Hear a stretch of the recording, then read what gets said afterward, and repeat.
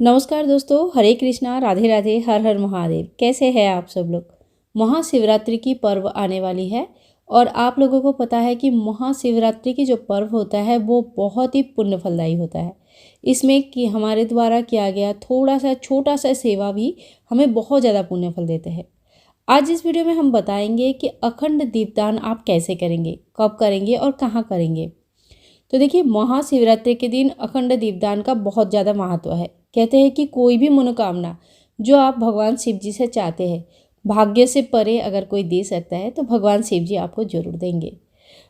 अखंड दीपदान जो होता है, आप चाहे तो किसी मंदिर में कर सकते हैं या अपना घर पर भी कर सकते हैं।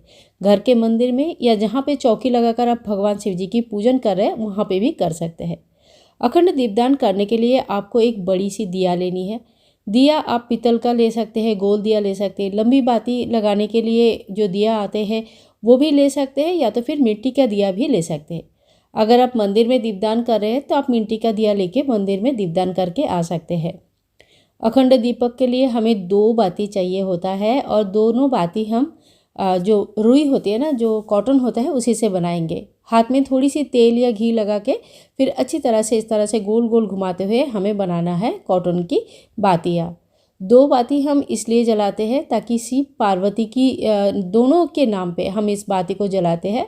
और सबसे बड़ी बात है कि रोग संबंधित, स्वास्थ्य संबंधित कोई भी प्रॉब्लम जैसे आपको है या आपके घर के किसी को है, जो व्याधि है ठीक नहीं हो रहा है, या कोई ऐसा है जो बच्चे बहुत ज़्यादा ज़िद्दी है, बात नहीं सुनते हैं, बिल्कुल भी पढ़ाई में या किसी चीज़ में बिल्कुल भी मन नहीं है, या कोई भी ऐसे समस्या जो बहुत जटिल है जिससे निकलना आपको फ़िलहाल ऐसे लग रहा है कि बिल्कुल नामुमकिन है, ऐसे कोई भी समस्या के लिए आप भगवान शिव जी, माता पार्वती के नाम पे अखंड दीपदान कर सकते हैं।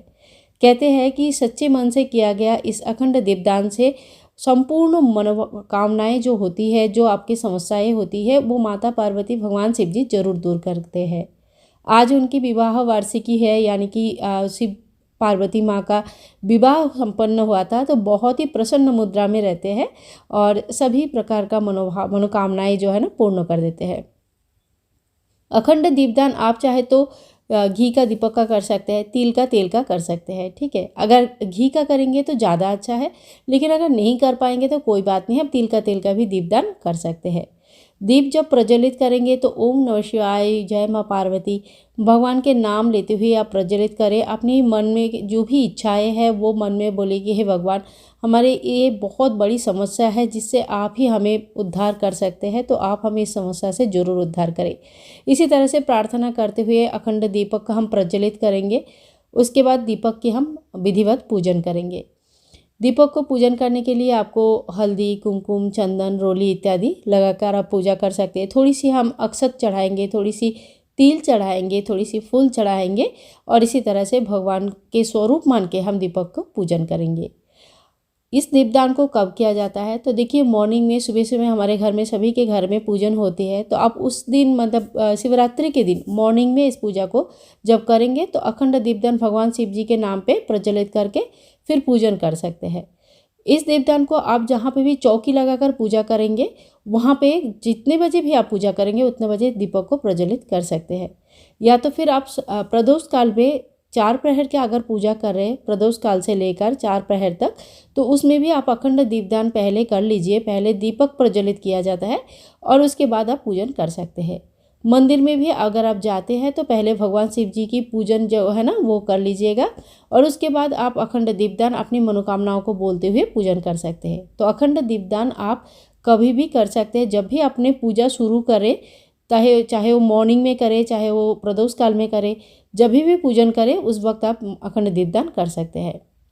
अगर बाहर दीपदान करें, मंदिर के बाहर दीपदान करें, तो ध्यान रखें प्रदोष काल में ही करें, क्योंकि सूर्य रोशनी जब रहती है तो उस वक्त दीपदान नहीं होती है, क्योंकि उजाले में दीपदान करने का कोई महत्व नहीं है।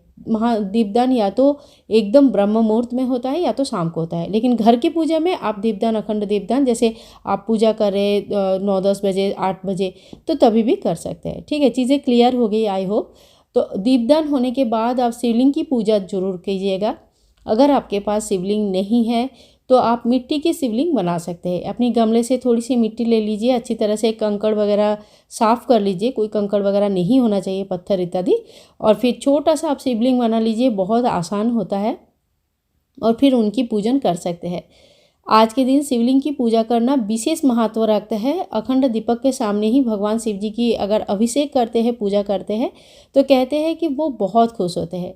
और भगवान शिव जी की शिवलिंग में ही सर्व देव देवी विराजमान है उनकी परिवार के, यानी कि माता पार्वती समेत उनके पूरे परिवार शिवलिंग में विराजमान रहते हैं। तो खाली शिवलिंग का भी अगर आपने पूजा कर लिया तो उनके पूरे परिवार को ही पूजन मिल जाती है।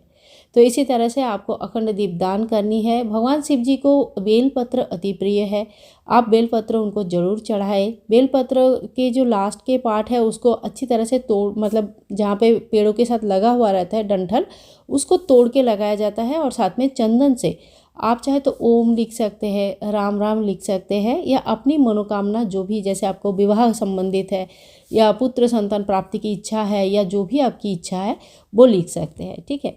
और अगर बड़ी इच्छा है तो कैसे लिखेंगे, तो उसमें चंदन का टीका दे देंगे और मन ही मन जो है ना सूक्ष्म रूप से अपनी इच्छा को जाहिर करते हुए भगवान शिव जी को फूल बेलपत्र चढ़ाइए। और जो भी आपको मिल जाता है, ऐसा देखिए, ऐसा मत सोचिए कि मेरे पास ये सामान नहीं मिला तो मेरा पूजा नहीं हुआ। भगवान शिव जी की पूजा इतनी आसान है कि आपको अगर एक लोटा जल भी मिल जाता है तभी भी आपकी पूजा उन्होंने स्वीकार कर लेते हैं। तो इसी तरह से आपको जो भी वस्तु मिल जाती है उसी से आप पूजन कर सकते हैं। आई होप अखंड दीपक के बारे में संपूर्ण जानकारी मैं आप लोगों को दे पाई हूँ। और हाँ, दीपक के नीचे आसन रखना बिल्कुल भी ना भूलें। भगवान शिव जी, माँ पार्वती आप सभी का इच्छा सात्विक सभी इच्छाएं पूर्ण करें, यही कामना करते हुए आज की वीडियो यहीं समाप्त करती हूँ। मिलती हूँ नेक्स्ट वीडियो में, तब तक के लिए सभी भाई बंधुओं को हरे कृष्णा, राधे राधे, हर हर महादेव। आप लोगों का कोई और क्वेश्चन रहेगा तो आप लोग हमें कमेंट सेक्शन में ज़रूर लिख सकते हैं। समय पर उत्तर देने की पूरी प्रचेष्टा करूँगी। राधे राधे।